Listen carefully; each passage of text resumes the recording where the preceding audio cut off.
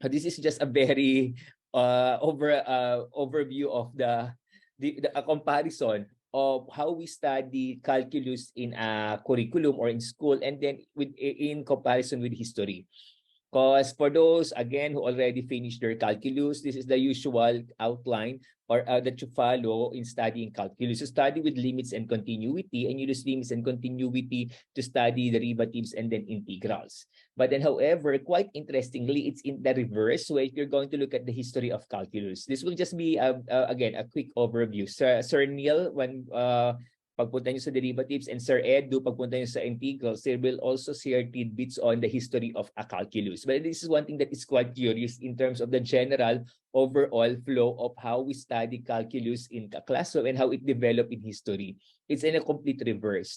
Okay, in our case, we always start with limits and continuity, derivatives and integrals. But if you're going to compare that with how calculus developed in history, it actually started with the concept of integrals, actually approximating areas of irregular shapes.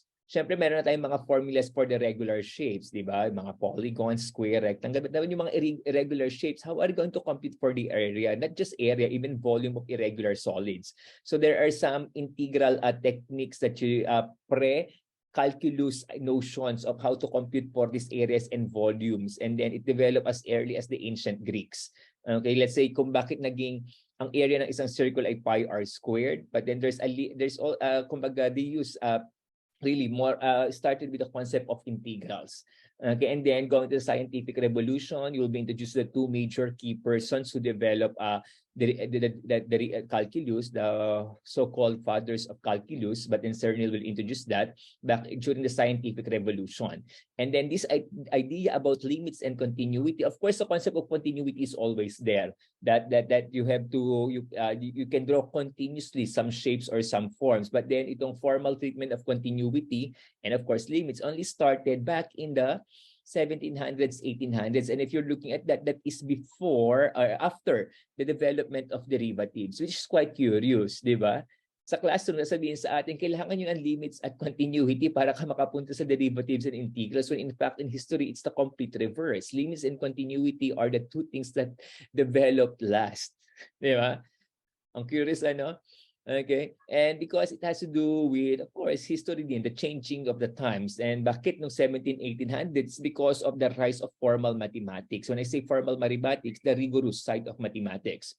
Because back in the past, going as to the scientific revolution, mathematics is much more focused on the application side.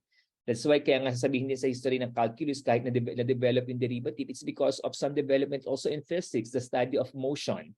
Okay, or sa integral naman, studies of areas of shape. It's more focused, they are more focused on the application side. However, the formal treatment of mathematics, formal mathematics, theoretical mathematics started only in the 1700s, 1800s. In fact, the limit definition that I showed you, the epsilon delta, the contributors to that are these three known three known mathematicians, Bolzano, Cauchy, and then Weierstrass. Okay, go in the 1800s. In the 1810s, Bolzano introduced the epsilon delta definition, but then the current form was only established in the 1860s by Weierstrass. And of course, there's also Cauchy for the concept of infinitesimal change. Because again, when you study change kasi, may tinatawag kasi tayong mga infinitesimal change that tends to zero. And anyway, more of that will be discussed by Sir Neil pagpunta sa derivatives. Kasi naman talaga inaaral ang derivatives. For derivatives, you are looking at changes on a function, not really with respect to large changes in the excess values, but then on infinitesimal change, yung mga tangential values, or ano yung proper term doon? Nalimutan ko bigla, biglang nalimutan ko ngayon yung term, but then di ba may tinatawag tayong mga small changes na going to zero? What's the proper term for that? May nakakaalaala ba? Biglang tanda ko siya kanina, biglang nakalimutan ko. Ano ang tawag natin doon? Sorry, biglang nag-slip off the mind. Biglang nalimutan ko kung ano yung tawag doon. But it's very small changes. Marginal change. Okay, sorry. Marginal change. In economics, it's called as marginal change.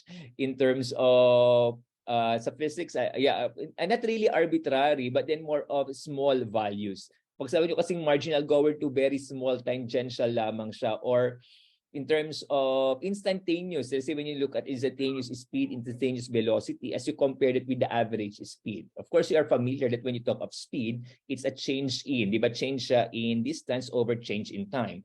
But then there is this thing called as average change, and then there's also the instantaneous change. Again, more of this will be discussed once you go to derivatives. So yung mga infinitesimal changes that started, that somehow popularized by Cauchy in the 1820s. So we have this epsilon delta definition because of a changing view of what is mathematics. Kumbaga, they are trying to come up with the foundations of mathematics. We cannot simply rely on the applications. Kumbaga, somehow mathematics in the 1700s tried to stand as a formal study that is rigorous. Yung tinatawag natin theoretical mathematics. Sabihin natin mathematics is already theoretical, but still there is a side of mathematics that is really meant for the theories itself. And one example of that is that epsilon delta definition. Okay?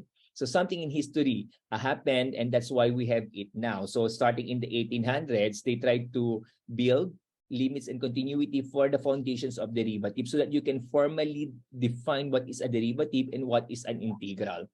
So that is what happened. Even if derivatives and integrals already existed prior to the epsilon delta definition of a limit, they what they did is to put a foundation, a firm foundation, or should I say probably axiomatic or mathematical foundations, if you are familiar with axiomatic systems in math.